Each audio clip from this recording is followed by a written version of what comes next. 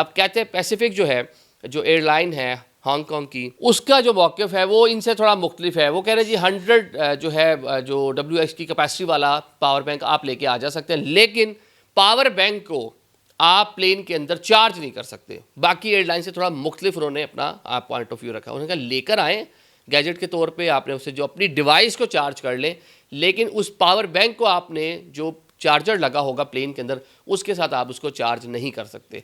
तो अब ये इनका मौका है। उनका जी हमने पूरी इसके ऊपर तहकीक भी की है, पूरा हमने इसके मामलात भी देखे हैं और पूरी हमने सब चीज़ करने के बाद, सारे एक्सपर्ट से ओपिनियन लेने के बाद हम इस नतीजे पे पहुंचे हैं कि आप लेकर आ सकते हैं और उसको इस तरह बासानी इस्तेमाल कर सकते हैं। अब जहाज़ के अंदर अमूमन हम देखते हैं कि जो कह लें कि SOPs हैं गैजेट्स के हवाले से, लोग उनको इग्नोर कर देते हैं। अब वो लेकर आएंगे, आप सामने USB लगा हुआ है, उसको आप किस तरह इंश्योर करेंगे 300-400 लोग जहाज़ में बैठे हैं, 150 लोग जहाज़ में बैठे हैं, 500 लोग बैठे हैं कि वो उसको चार्ज ना करें।